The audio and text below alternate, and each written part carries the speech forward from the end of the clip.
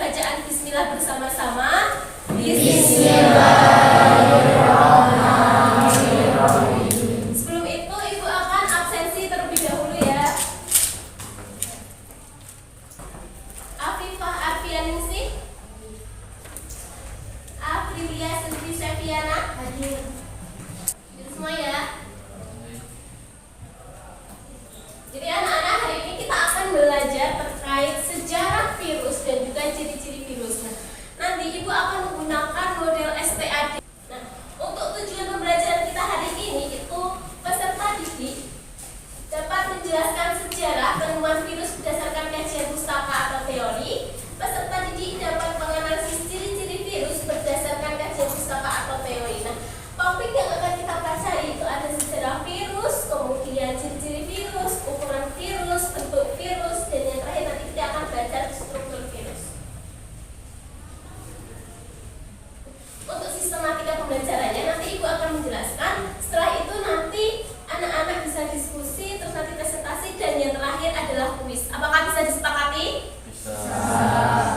Jadi langsung saja kita masuk ke materinya. Di kehidupan sehari-hari, tentunya dari beberapa anak di sini itu pernah menemukan sebuah daun yang dia itu memiliki bercak-bercak kuning. Apakah ada yang pernah melihat? Nah, itu tuh disebabkan oleh apa sih?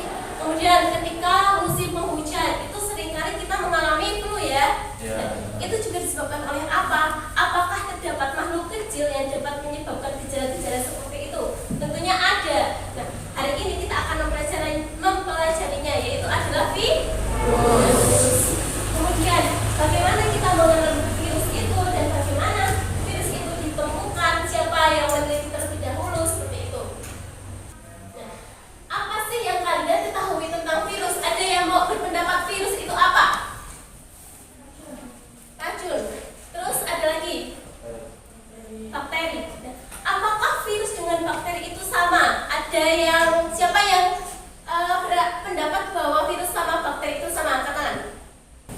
Berarti kalian pendapat bahwa virus sama bakteri itu berbeda? Iya. Oke.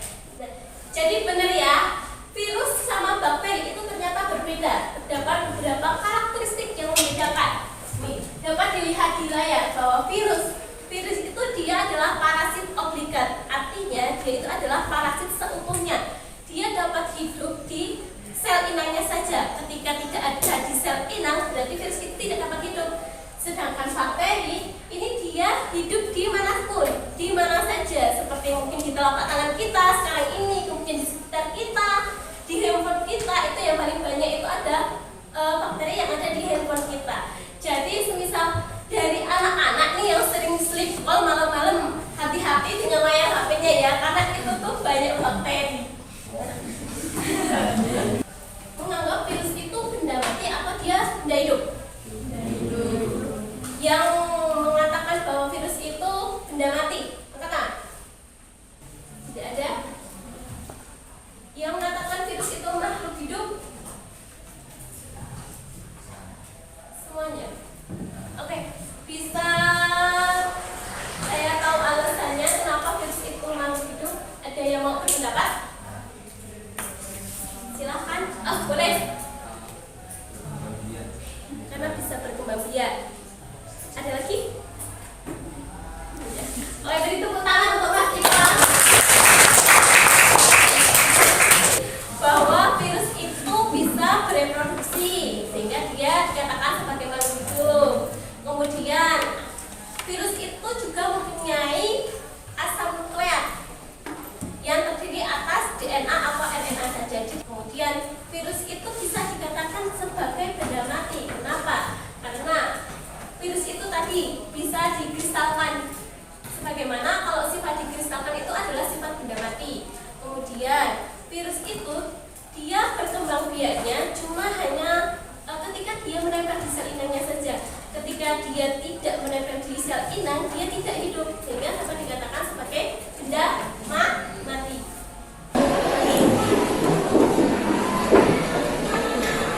Sebelum itu sampai sini ada yang mau ditanyakan dulu?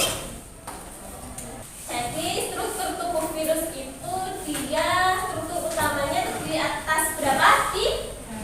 Apa saja saja? Tadi ada kepala, kemudian ada leher, kemudian ekor. Nah, di yang virus itu dia memiliki 3 struktur utama apa saja? Kepala, kemudian leher, kemudian ekor. Nah, Selain ekor ini memiliki fungsi dalam infeksi DNA ke dalam sel hospes, juga sebagai tempat berhubung antara kepala virus dan lempeng dasar. kita lanjutkan diskusi, tapi sebelum itu agar mood dari anak-anak semakin naik dan juga konsentrasinya itu balik, fokus lagi, kita ada ice breaking terlebih dahulu. Detik, detik, detik, detik, detik, detik, detik, detik, detik, detik, suara satu dua. Ya,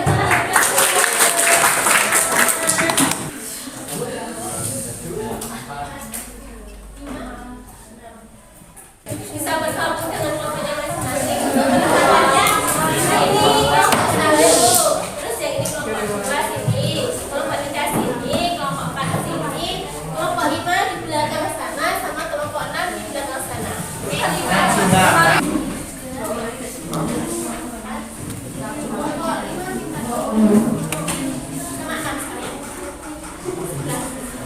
Jadi perhatikan terlebih dahulu ya, anak-anak.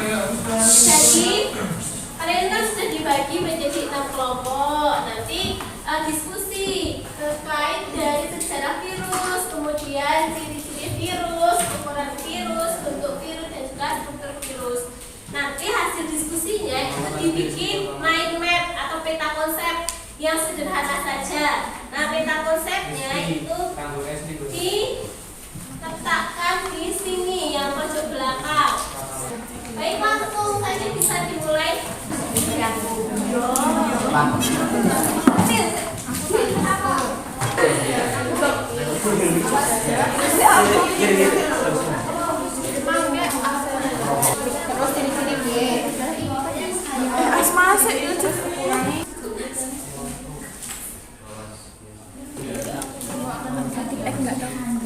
Ada. Ini tadi aku lihat tipek gimana ya?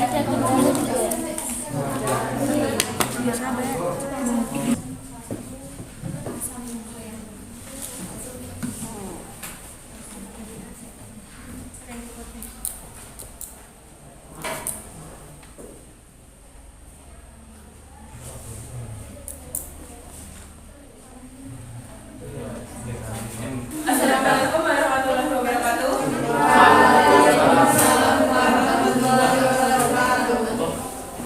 Perkenalkan, nama saya Anissa Ayu Kusumawardhani, nomor absen 5, dari 7, dan turunan saya. Perkenalkan, nama saya Febri Ramadhani, absen 11 dari Perkenalkan, nama saya Sandra Moksha, absen 27 dari S7.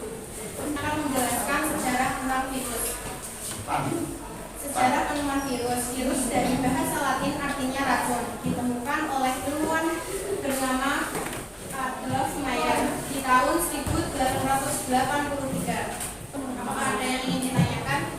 Ada yang ingin ditanyakan dulu untuk kelompok 5? Demikian dari kelompok kami. Wassalamualaikum warahmatullahi wabarakatuh. Waalaikumsalam warahmatullahi wabarakatuh. Sebelum kita kuis, apakah ada yang ingin ditanyakan dulu? Kalau tidak, berarti nanti